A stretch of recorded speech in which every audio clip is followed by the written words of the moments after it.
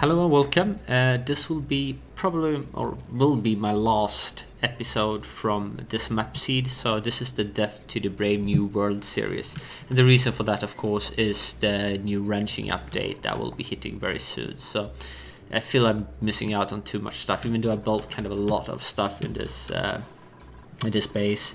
I kind of feel like I'm missing out on too much to not restart. But I'm gonna talk about something. And that's the petroleum generator. This whole video will be around about the petroleum generator because I think it's so underwhelming, and it's kind of a shame because it's supposed to be, I guess, late game technology. I mean, it's kind of a hassle to set it up neatly, and once you do, it's not really competitive compared to, for example, natural gas generators, and I can explain why. So imagine that you would try to run your base on this. Petroleum generator 2 kilowatts of power. That's decent, but in order to actually get it running, now a petroleum generator, if we look at power here, let's find a petroleum generator. It needs 3,000 grams per second of petroleum to produce those that 2 kilowatt. To get 3,000 grams of petroleum, you need actually 6,000 grams of crude oil. So you need this machine running, all right? And it's not exactly free of power. Now this one can produce more than that. So say it's running at some 60%, but still like 200-300 watts for that one. Then, well, you won't run out of oil immediately, of course, but if you want to have it sustainably, you don't need one pump. You need 2 of them because they're only emitting 300 grams and you need 3,000 grams and you need 6,000 grams. So you need 2 pumps, and they cost power. They're 240. That's like 500 there. Then you got another like 300-400 here. You're up to 800 watts. Then you probably have to actually pump up the crude oil because this one you spills it. And apart from that, you also probably need to pump up petroleum. So in the end, for all this hassle, you only get like a couple of 100 watts in excess power from most systems. Sure, you can make it more effective and probably get it up to maybe 600-700 watts. And you also get a bit of kickback if you do like I have done and put a bit of slicksters here that actually use the carbon dioxide emitted from the petroleum generator.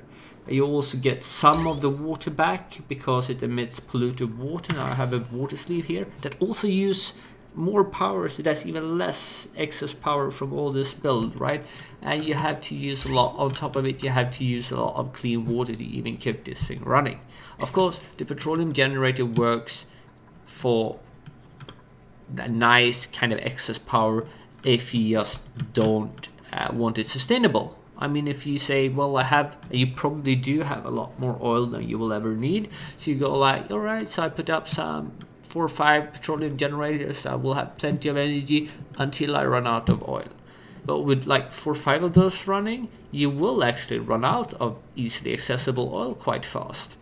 I mean, it won't last you forever, and you probably want to make plastic too. So it's kind of a transition technology more than a late game or end game technology. So just something you use until you feel like, all right, my oil reserves are rather low. I would have to pump them from the oil reservoirs or from the oil geysers, and then suddenly they don't really become viable. So I guess I kind of just wish that they were better. It feels like they should be better. And well, anyway, but if you want to set one up, I think this is a nice way to do it. I do think it's a good thing to have an extra container for the petroleum, and the reason for that is simply that you want the generator to be on at all times, right? And to make petroleum without an oil refinery, the duplicants can only work it during the day. So also, like here, you have the slicksters in the same, like you get some kickback from the oil, and they just sort out like the polluted water from the oil that the slickster producing, kind of feed it back into the system, so you get a bit of kickback.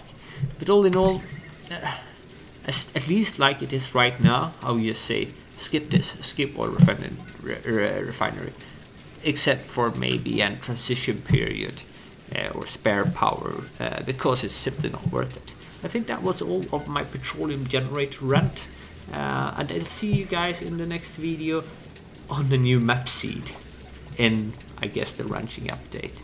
Alright, cheers!